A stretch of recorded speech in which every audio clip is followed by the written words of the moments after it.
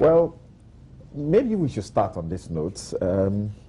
We are supposed to be 58 years, and the president used a certain illustration. He was watching television news, and he heard divergent views that were given by some people as to whether or not it was worth celebrating.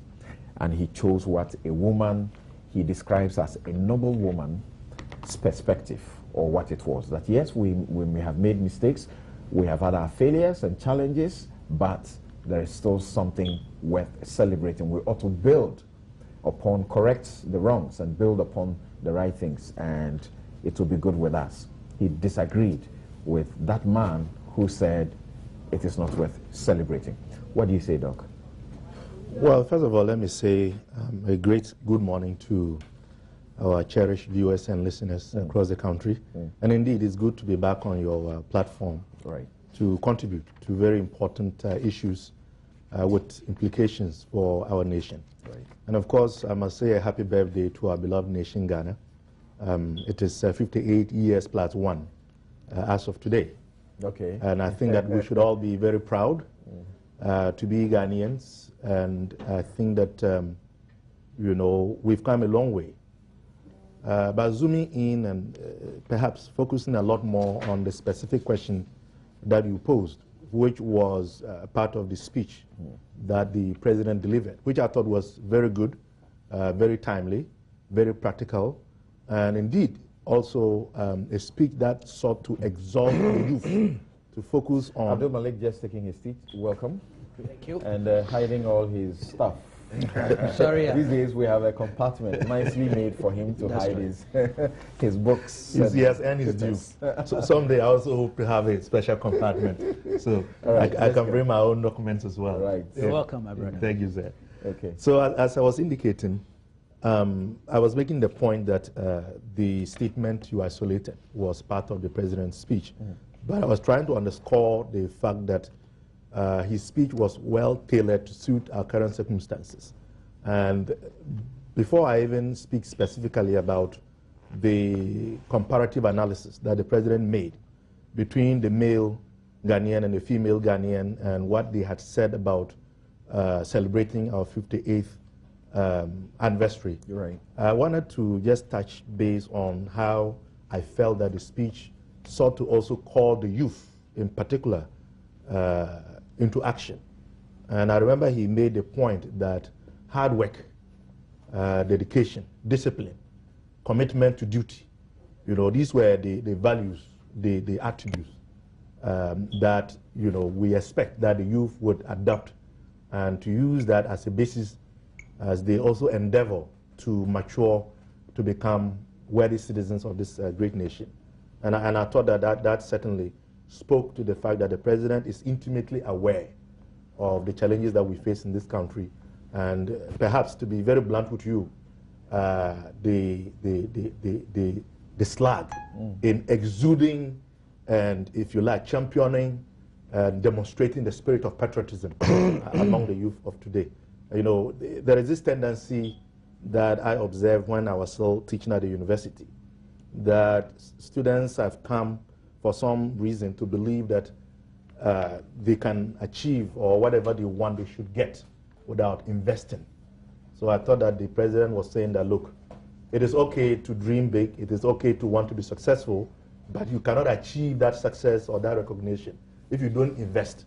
And that investment requires discipline and hard work. Good. Now, I'm not done yet. Okay, we wanted to touch on the very briefly. No, I understand. So I understand. To now, what we need to do to bring the nation to where we expect. Yes. I am of the opinion, and I side with the president when he chose to side with the lady, and of course he talked about the intuition of women, and I felt that it was very sad and unfortunate that anyone would like to downplay the fact that we are independent. We have the right to make our own mistakes, to learn from them, like many other nations have done over the years, and today we admire them. So simply because we may not have been able to meet our own standards and expectations and aspirations, that should not be good reason for us to look down and perhaps not even celebrate the fact that we now have the opportunity not to be under bondage or servitude, but to make our own decisions, make our own mistakes, and learn from them as we go along. Right. So, now, Dr. Percy, the president says that assuming without accepting that we have achieved nothing in our 58 years of existence as a nation, one thing the whole world recognizes and accepts about Ghana is that we are an oasis of peace, democracy, religious and ethnic tranquility. This is such a beautiful asset we cannot allow anyone to take away from us. We cannot sacrifice our Ghanaian character of ethnic and religious harmony on the altar of political bigotry. Well said. A good point on which to celebrate our 58th anniversary. Well, yes, I'd agree that it's a good asset, but those things are not ends in themselves. But I'm surprised that looking at the list of things that you wanted to discuss, the issue of the 58th anniversary was not lined up. Yeah, it's not, but it's something you cannot escape. So you pass brief comments about it, and then we'll move on to those. Now, I think that the first stage of our independence was just taking charge of our own affairs, political independence. The more critical stage is achieving economic independence, taking charge of the day-to-day things that determine the quality of our lives. And a cursory assessment will say that we haven't done very well. And I know that it has become fashionable, even customary, to compare Ghana with countries that we set out with 50, 60 years ago. Okay. For instance, Singapore is celebrating 50 years. Okay. And 50 years ago, we were ahead of Singapore. Okay. And it's customary for people to speak of the fact that we are, quote unquote, way behind. I'm struck by the fact that those who are most vociferous in making those assertions forget about their own role, the role of their political tradition in halting our advance.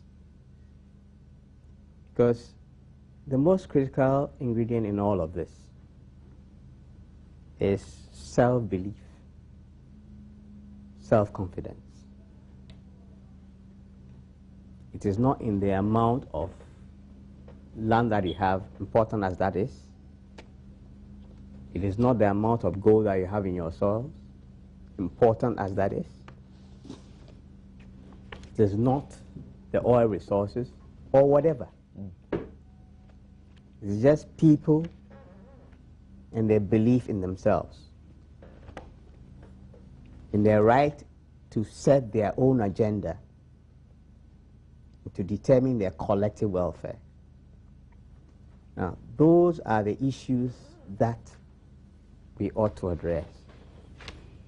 Now, for me, the most significant thing in our last 58 years was the 66 coup.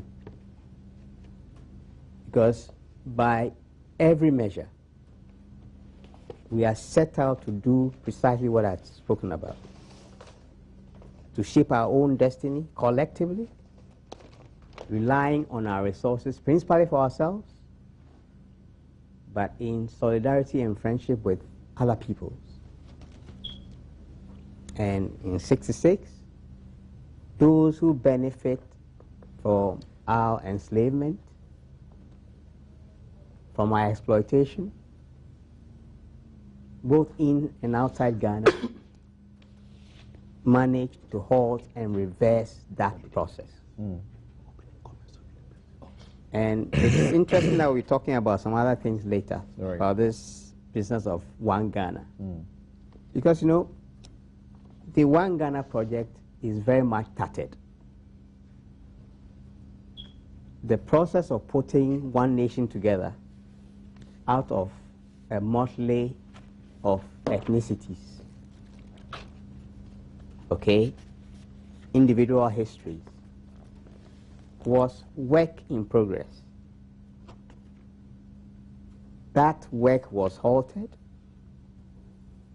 And all the issues that are coming up now about whether it's religious intolerance or ethnic or whatever, all the bigotries that are coming up are a direct consequence of the fact that that project was very seriously sabotaged for most periods in that period since 66, was abandoned and was even being reversed.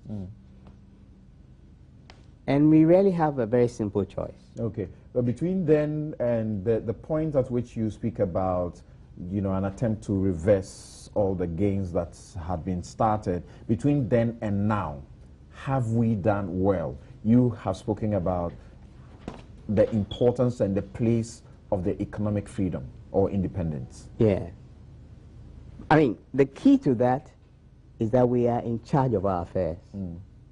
The politics is the key. Okay. But then we have to establish very clearly the choices that face us. Okay? Now, we have a choice of going forward to build one polity, a unitary state of equal citizenship. Okay? Or we have the option of reverting to the period pre-colonial, where you had ethnic hegemons, you had vassal states, you had royals, you had slaves. It cannot be either or.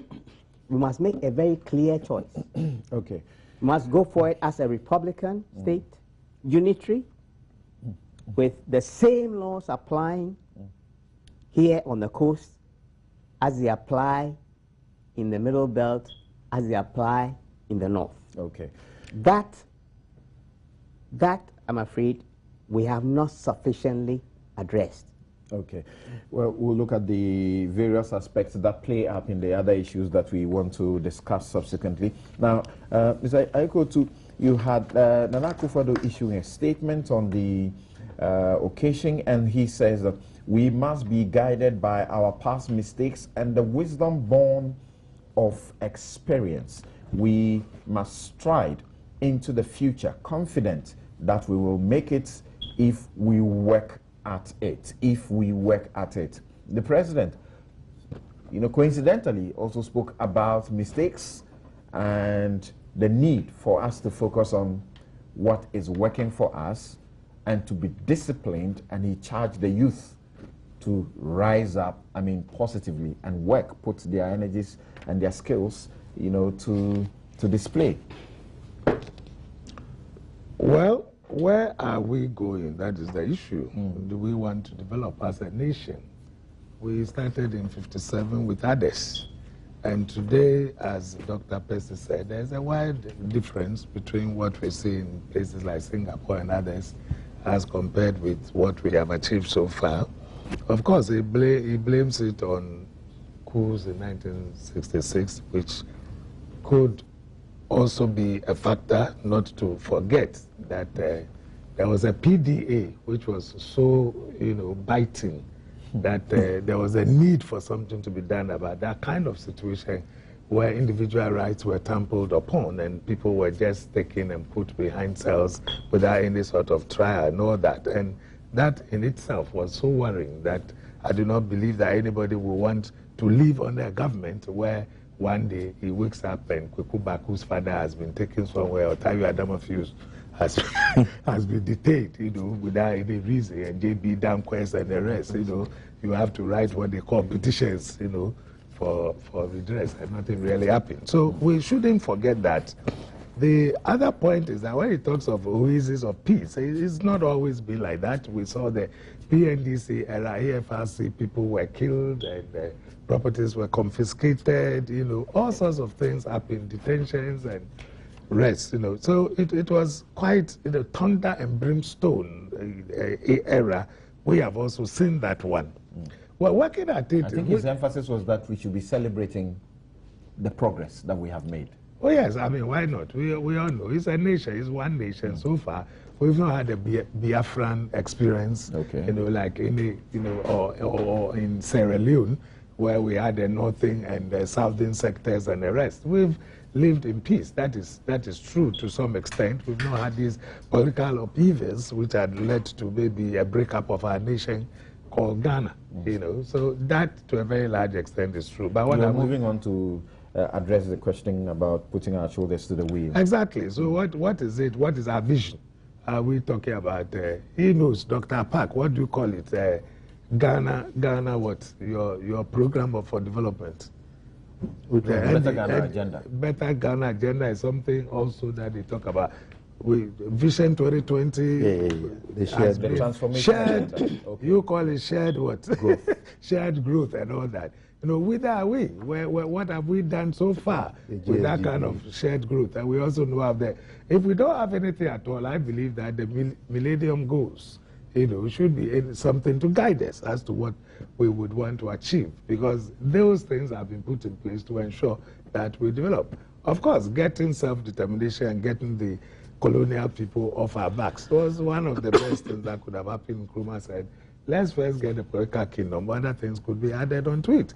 Then came the corruption and all that, which we are still fighting with. We will have to deal with it again, I believe, as we go into this matter. So let's get our you know, perspectives right. Whither are we going? What do we want to achieve? And in what period? Medium to long term and all that. If we are not able to get those goals, then we'll just be running in circles and be fighting with Doomsaw and Doomsaw, and we cannot find a solution anywhere, and we'll all be discouraged. Interesting thoughts so far. Abdul Malik, I don't know, what do you have to say briefly also about the independence celebration, whether it is worth it or it is not? Well, why not? Why shouldn't we celebrate? Even in spite of the challenges and the setbacks, which are quite obvious to everybody. So I'm one of those who would vote for continued celebration of our independence as long as we continue to be a nation and the people brought together within the territorial jurisdiction known as Ghana, regardless of our difficulties. But, it's so tempting to, if you're not careful, to digress. You know, and I'm finding it very difficult because sometimes I like to focus. PDA, one-party state, all those things. I think we've passed the stage where those things were used to justify and rationalize the 1966 coup. We've passed that stage. Enough history or historical material is available for us not to go along that path. Truly speaking, even before one-party state or PDA, there were attempts to, you know, subvert the constitutional order. And take a broader look out there. There were many countries that had one-party states that lasted beyond Nkrumah's tenure. The Hufwebwahis, the Nyereris, the Kaundes had over 20, 27 to 30 years of one-party states. It didn't take the military coup d'etat as a prescription. You get a point? So military coup d'etat, which is an illegality, particularly military coup d'etat against constitutional government, it's an illegality. And I'm not about many years down the line to rationalize or justify an illegality. So I think we should put that aside, as far as I'm concerned. But independence, I would quote what Nkrumah said on 6th March in his address in reply to the speech from the throne. This was 6th March, the first sitting of Parliament of the National Assembly. And he says, the achievement of freedom, sovereignty, and independence is the product of the matter and spirit of our people. In the last resort, we have only been able to become independent because we were economically, socially, and politically able to create the conditions which made independence possible and any other status impossible. Independence is, however, only a milestone on our march to progress. Independence by itself would be useless if it did not lead to great material and cultural advances by our people. Question: in terms of the great material and cultural advances of our people, how do we rate ourselves? I heard the president say it's a varied report. It's a mixture. I agree. Unity of opposites. But where is the emphasis? I think we could have done far, far, far better as a nation than we have done so far. And it's true, the military disruptions of civil rule are key, but also the subculture of corruption and waste, whether under military or civilian rule, combined are part of the problem. Our own attitudes, are also part of the problem. It's a huge challenge out there. But fortunately, we've been able to keep intact the unitary, republican, and now democratic status of this country. To that extent, I am out there celebrating any time March 6 occurs, but with a touch of realism. The realism being that times could be far, far better than we are now. Thank you very much, Abdul Malik Kubako Jr.